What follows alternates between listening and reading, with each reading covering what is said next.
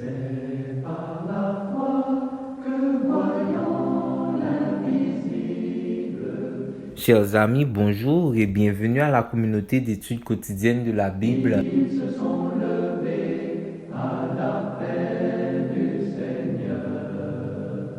Quel plaisir de vous saluer en ce samedi 21 septembre 2024 pour continuer à partager avec vous la lecture de la méditation quotidienne pour adultes tirée du livre Dieu est ainsi, portrait de la grâce et de l'amour divin écrit par Roberto Herrera.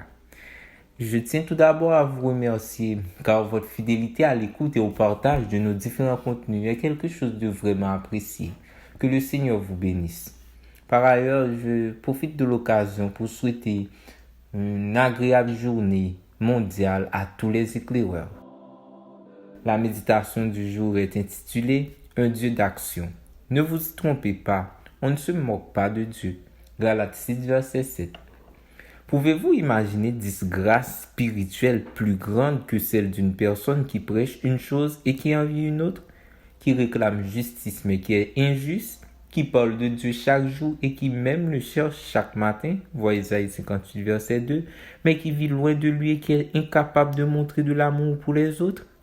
La Bible parle d'individus qui, à un moment, ont été implacables alors qu'ils critiquaient leurs prochains et qui ont même critiqué la manière dont Dieu agissait alors qu'eux-mêmes pratiquaient ce qui leur causait cette irritation.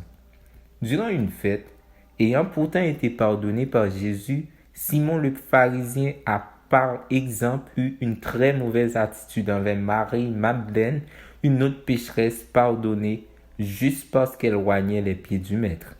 David est un autre exemple. Quand Nathan lui a présenté son propre péché, le roi a clairement montré jusqu'où l'être humain pouvait aller dans son aveuglement.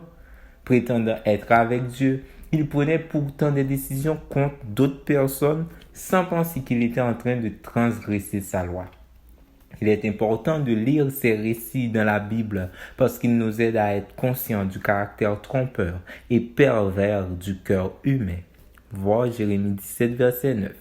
Cela signifie que nous avons une incroyable capacité de simulation et d'hypocrisie qui peut nous amener à croire que nous pouvons nous moquer de Dieu. Aussi, ne devons-nous pas oublier le texte de Galates 6, verset 7. Ne vous y trompez pas, on ne se moque pas de Dieu. Il peut, au milieu d'un tas d'activités religieuses, détecter des attitudes creuses, superficielles et hypocrites. Dans Isaïe 58, versets 1 et 2, Dieu a demandé au prophète de dire à son peuple qu'il s'était trompé en pensant qu'être tous les jours dans le temple à parler de lui suffisait. Cela ne signifie rien, à moins qu'une transformation du caractère ne se produise. On voit la preuve d'un véritable réveil spirituel dans la réveil qu'il produit. Autrement, c'est une simple activité sans résultat, un simple mouvement sans avancée. Notre Dieu n'est pas impressionné par nos activités. Ce qu'il veut, c'est que ces activités nous conduisent à nous connecter à lui pour permettre de produire des changements positifs dans notre vie.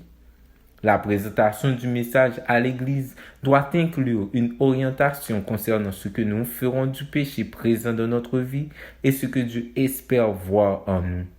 Si ce message ne fait que souligner l'amélioration de nos pratiques religieuses, nous courons le risque de vivre la même expérience qu'Israël. Que Dieu nous aide. Merci d'avoir suivi cette méditation.